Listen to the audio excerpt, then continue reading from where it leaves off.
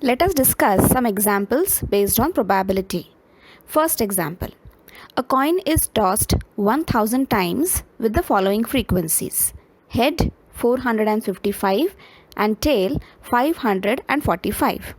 Compute the probability for each event. Now, while starting with the solution, we must first of all see what is the total number of times the coin has been tossed. So it is 1000 times, out of which head is 455. Now we have to define the variables E and F, or E1 and E2, or whatever we are going to call them before we start the problem. Now in this case, we are going to call the events of getting a head and of getting a tail as E and F respectively. So the number of times that E happens, that means what? The number of times a head will come up is 455. So mathematically it can be written as the probability of E equal to number of heads upon the total number of trials. So these two things are very important to be done in every problem: defining the variables and secondly writing the formula. So according to the formula, let us substitute now. So P of E will be 455 upon 1000, which can be written as 0.455. Similarly, the probability of the event of getting a tail will be the number of tails upon the total number of trials. So P of F will be 545 the whole upon 1000, which is equal to 0.545. In this example, note that probability of E and probability of F, if we add both of them, we get 1. That means what? E and F are the two only possible outcomes of each trial. When you add all the probabilities and get a 1, that means all the probabilities have been covered for that particular experiment. Next example. A die is thrown 1000 times with the frequencies for the outcomes 1, 2, 3, 4, 5 and 6 as given in the following table.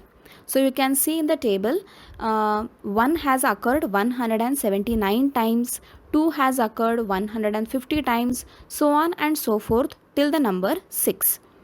Somebody else has also done the activity just like us. Okay, so from these observations, we are asked to find the probability of getting each outcome. In the solution, first of all, we will have to define the variables that we are going to use. So let's say that EI denotes the event of getting the outcome I, where I is going to have the value 1, 2, 3, 4, 5 and 6. So the probability of the outcome 1, that means over here I is equal to 1. This probability will be given as P of E1 equal to frequency of 1 upon the total number of times the die is thrown.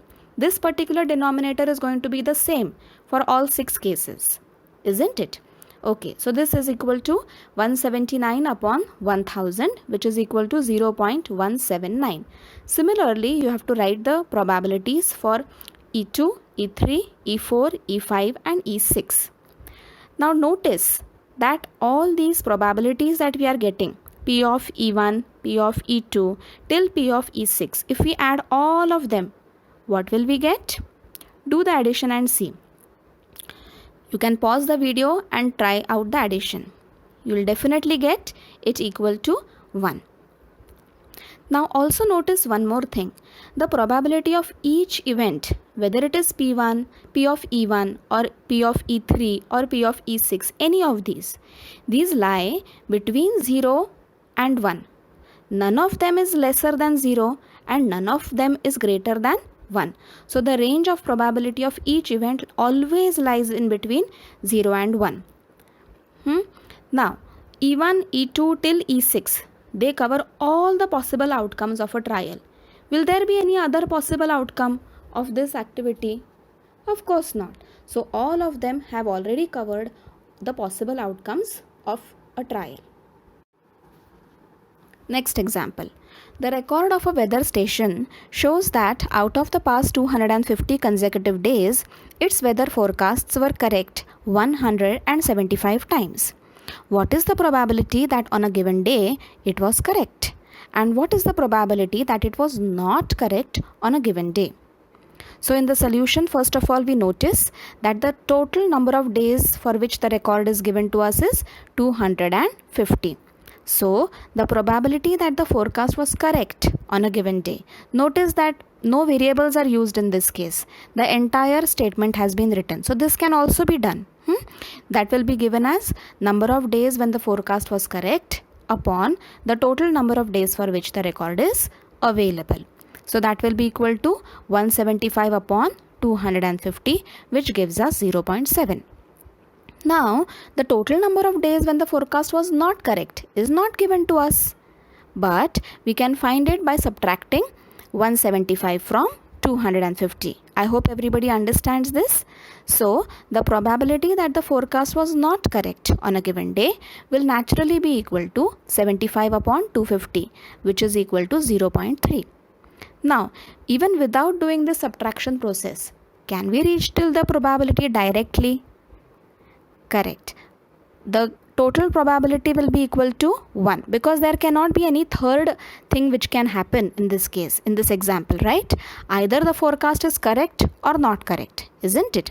So, if we subtract 0.7 from 1, which is the maximum possible probability, then what will we get? Exactly, we get 0.3 directly as our answer.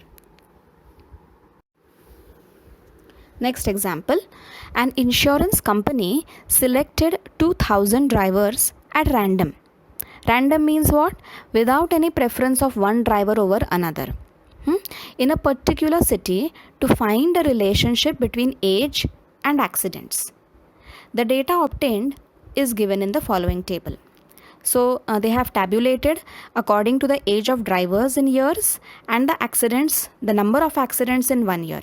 So whether they are involved in 0 accidents, that means no accidents at all, or 1 accident, or 2, 3, or even more than 3.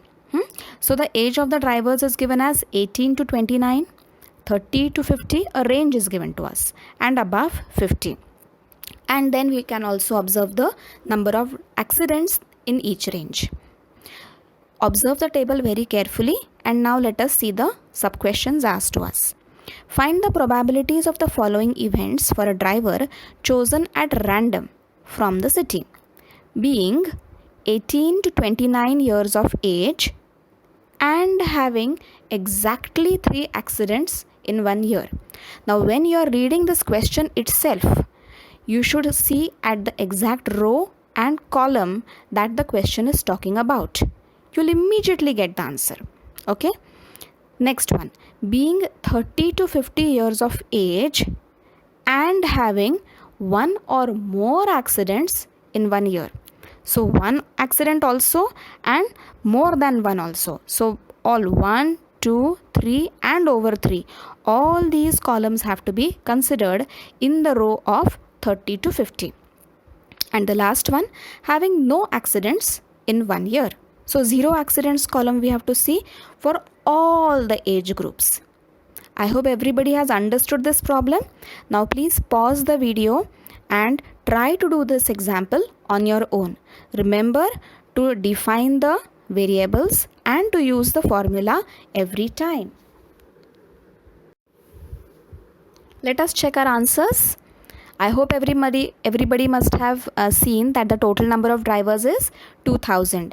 Looked at the correct rows and columns and found out the answers as, for the first sub-question it is 0.031.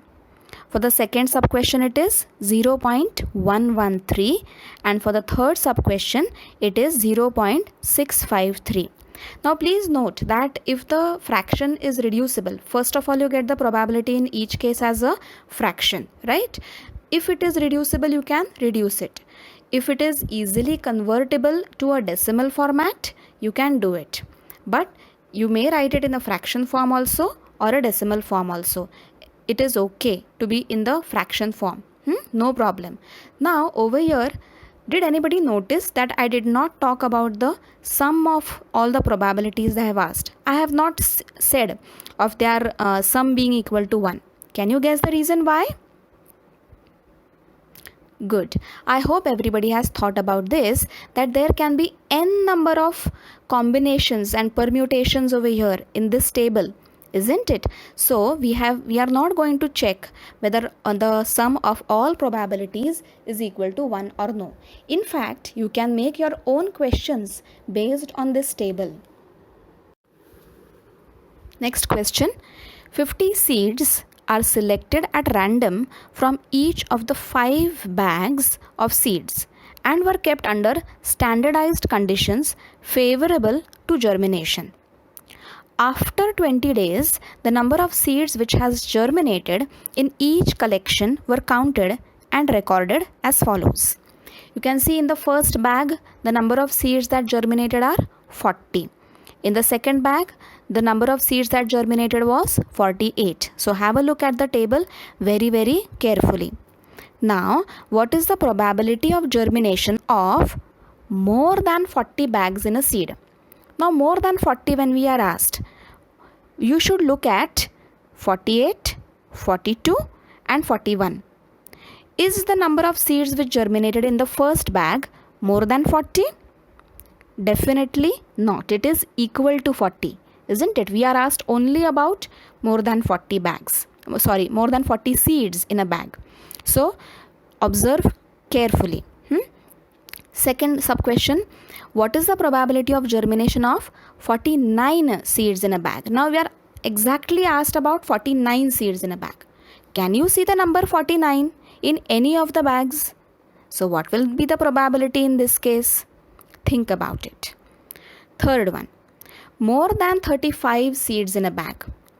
Now more than 35, 40 is greater than 35, 48 also, 42 also. Look at all the number of seeds that has germinated in each of the bags, compare it with 35 and decide whether it can be chosen or no for this third sub question. Now pause the video over here and try to solve this question on your own. Okay, so the total number of bags over here is 5. Some of you might have defined the variables. Let us see how we can write it even without defining the variables. The number of bags in which more than 40 seeds germinated out of 50 seeds is 3 bags. So the probability of germination of more than 40 seeds in a bag will be 3 bags out of 5, which is equal to 0.6.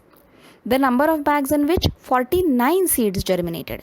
We had said that there is no bag with a number of seeds 49 which have germinated. So naturally, their probability will be equal to 0.